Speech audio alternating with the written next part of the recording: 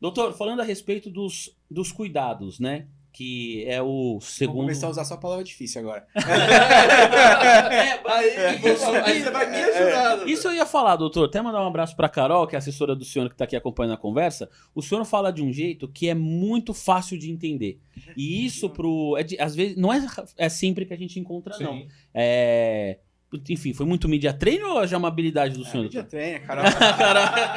Doutor, Carol é pior que a academia. Ah, é? Mas eu acho que isso até para os pacientes, né, doutor? Acho que é um ganho que o senhor Eu acho que tem, né? é super importante, né? O profissional de saúde. Não tô falando que eu consigo fazer isso 100%, Mas né? o senhor tá conseguindo. Mas usar uma linguagem que a pessoa... Porque se eu der uma orientação e a pessoa não entender, né? É a mesma coisa que... Exemplo da academia. Se o cara falar assim, ó, vai lá no supino. Não, mas... Né, quanto que eu coloco de peso, qual a postura certa, né? Então, a comunicação é super importante pra gente chegar nos resultados aí, né? Boa. Doutor, falando de cuidado, a primeira coisa que eu queria te perguntar é sobre ir ao médico. Eu sou uma negação nesse sentido, então se algum amigo, se minha noiva estiver assistindo isso, vai falar, nossa, tá falando isso, mas eu reconheço isso. E quando eu falo sobre a minha própria experiência que é errada, eu vejo muitas pessoas falando, mas eu sou igual a você.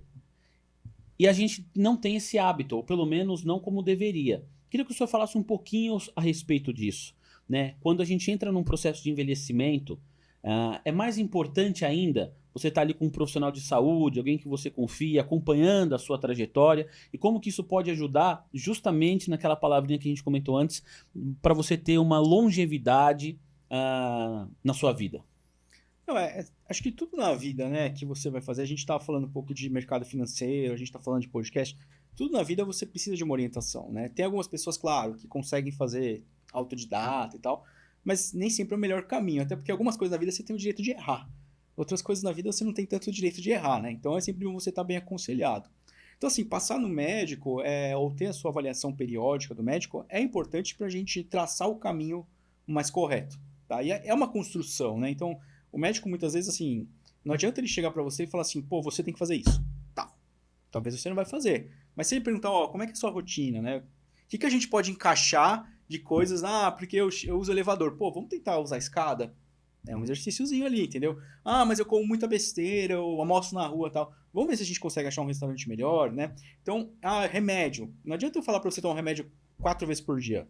Pô, tá, então vamos tentar ajustar. Então, essas pequenas coisas fazem diferença. Fazem diferenças, cara. É igual, então assim, a pessoa ela tem que procurar o médico, isso é uma iniciativa dela, mas eu acho que o papel do médico claro, fazer uma avaliação técnica, né? Fazer um plano terapêutico, mas tentar engajar aquela pessoa a seguir, né? Porque se eu vou soltar um monte para não falar outra palavra, né? Regra para você, cara, pô, talvez é ruim, né? Então a gente precisa tentar fazer o melhor plano terapêutico para você. Tá? E aí você sim conseguir seguir e a gente ter saúde no fim do dia, né? Eu tava aqui rindo sozinho, porque a minha avó, a minha nona, na verdade, ela sempre fala algumas coisas, ela é muito historiadora. Você tá quase fazendo uma consulta. Eu tô quase fazendo uma consulta. Eu tô fazendo.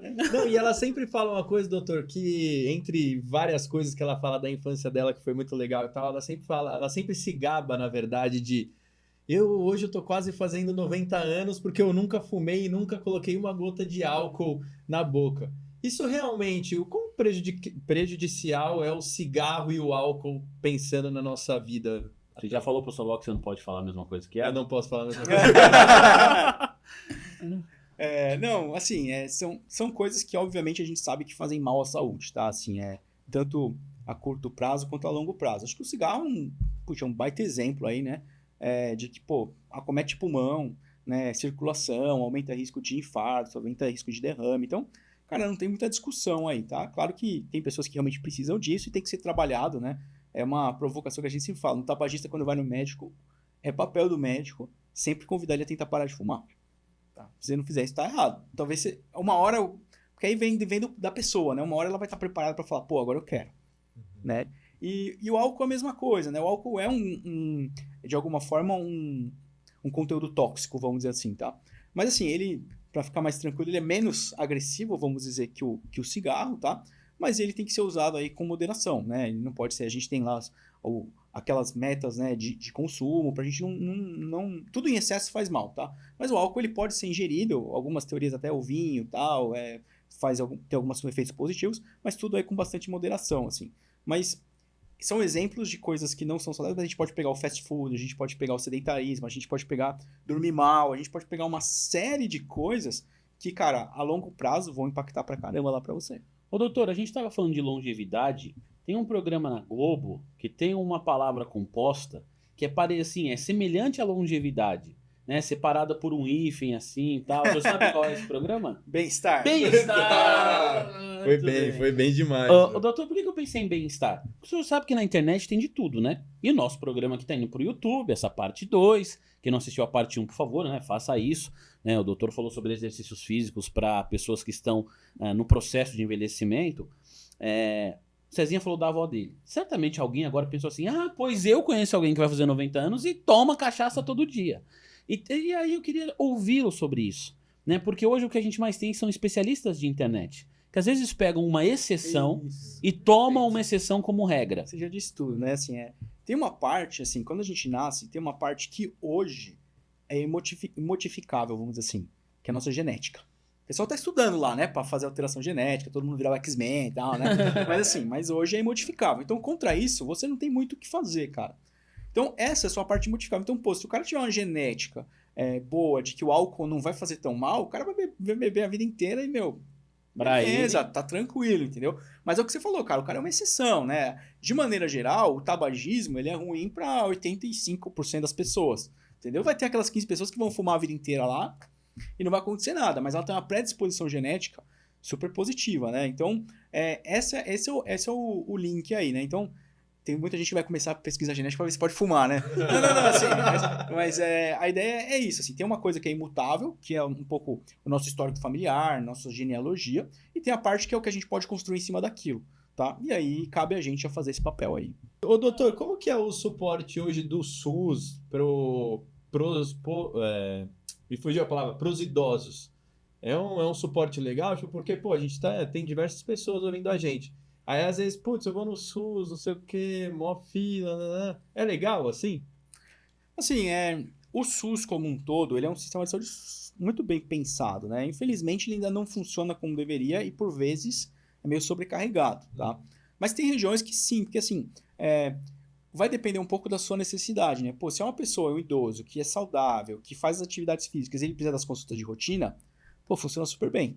Né? Agora, depender, às vezes precisa de uma investigação mais aprofundada, de um exame mais clínico, às vezes tem uma fila de espera, né? Às vezes precisa de um serviço mais especializado. O SUS está começando a desenvolver as unidades de referência de saúde do idoso, está começando a caminhar. Então, infelizmente, aí é uma questão muito mais política, assim, a nossa transição, né, para o envelhecimento, ela ainda é muito mais populacional, mas com poucas ações ainda de saúde pública. Tá? Mas tem algumas coisas aí que funcionam bem e a vacina é super importante, vacina de pneumonia, vacina de herpes zoster. Então, tem vacinas aí, tem coisas do SUS que ajudam o idoso, mas ainda não é um sistema pronto para o envelhecimento populacional como vem aí. Eu quero muito falar sobre essa questão do envelhecimento populacional, porque no nosso país, essa é uma fotografia que está mudando muito, no sentido, os brasileiros estão vivendo mais. Outro dia vi uma reportagem na televisão, né, acho que, salvo engano, a mulher mais velha do mundo é brasileira. Sim. Agora. E eu acho que isso significa, ou pode sinalizar algumas coisas a respeito da nossa sociedade. Eu quero ir para esse tema na sequência, justamente nesse momento que a gente está falando aqui sobre os cuidados. Mas, doutor, agora queria falar sobre um cuidado que envolve a família e uma decisão familiar. Porque quando uma pessoa chega na sua fase do envelhecimento, tem algumas famílias ainda com bastante preconceito em pensar assim, puxa, vou colocar num centro especializado. Muita gente usava o termo asilo, não sei nem se é o termo mais correto para ser utilizado, né? Porque fala, não vou... E aí, eu vejo muita família entrando em conflito. Eu não vou colocar a minha mãe, o meu pai num asilo. Aí chega, não, mas tem um bom lugar. A gente não quer nem saber, não quer ouvir a ideia, tem preconceito. E às vezes, o idoso, a idosa, fica ali sofrendo, tendo condições piores, indo de um lado pro... Enfim, queria ouvi-lo sobre isso. Né, sobre essa tomada de decisão e como que é isso também para a família. Porque às vezes você pensa que está fazendo bem, mas na verdade você não está. Como a gente está falando de cuidado, acho que cabe a gente trazer o tema aqui. Não, perfeito. Né? O idoso, cara, quando chega em algum momento que ele precisa de muita supervisão. Né? Isso muitas vezes desgasta. Desgasta porque às vezes é um familiar cuidando, né, do seu ente ali, do seu parente. Tem um estresse emocional muito grande, né? E isso começa a sobrecarregar, né? A gente fala sobrecarga do cuidador ou estresse do cuidador. E assim, muitas vezes aquela pessoa que cuida, ela não é uma pessoa capacitada ou treinada. Às vezes eles aprendem, né? Vêm na internet, vê palestras ou alguma coisa para cuidar, assim. Então, assim, e aí, às vezes a gente vê famílias, eu estava discutindo até com a Carol outro dia, do quanto que isso impacta a economia. Famílias que o cara tem que deixar de trabalhar para cuidar de um familiar, né? Então, assim, tem a opção, né? O termo asilo, ele ficou meio pejorativo, né? E acho que também por uma parte de culpa da sociedade, né? De negligenciar essa população. Mas hoje isso mudou bastante, assim, né? E a gente vê hoje, principalmente nas casas de repouso, nos residenciais de idosos, a tecnologia conectou mais, né? Então a pessoa pode deixar o seu familiar lá, porque ela vai conseguir ter informação em tempo real, ela vai conseguir ver vídeo, ela vai conseguir, às vezes, até participar de atividade. Então, é uma alternativa para realmente para aquelas pessoas que a sobrecarga em casa de cuidar tá meio pesado, assim, tá? Então a pessoa consegue deixar de ser um cuidador para ser um acompanhante, para ser um visitante aí daquele idoso. Então é uma alternativa super saudável, assim. Claro, a família precisa estar presente, sempre falo, né? A família não é porque institucionalizou, colocou numa casa de repouso que abandonou. Ela pode ir lá, tem familiares que trabalham, que moram com a gente, e o idoso mora com a gente, eles vão almoçar todo dia lá.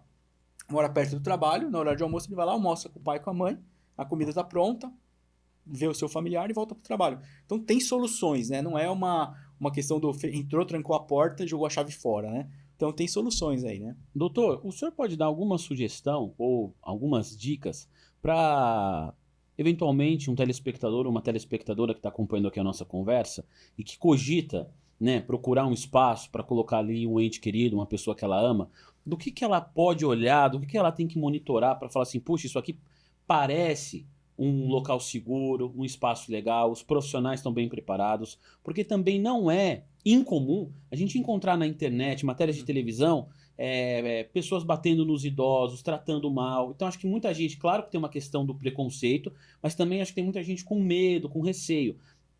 Dá para dar essas dicas? É possível fazer isso? Algo que a gente pode observar que assim é obrigatório ter, é importante ter pro filho, para a filha também ficar um pouco mais seguro com essa decisão?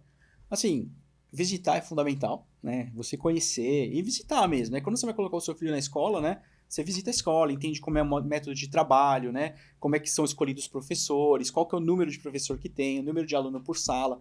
Então, visitar é importante. Checar, né? A gente vê muitas casas de repouso de bairros e não são totalmente irregulares, né? Às vezes tem algum evento, né, alguma catástrofe, aí vai ver, tá tudo, né? Então, pô, tem a documentação legal, é licenciada, tem lá os documentos para aquele prédio funcionar como uma casa de repouso.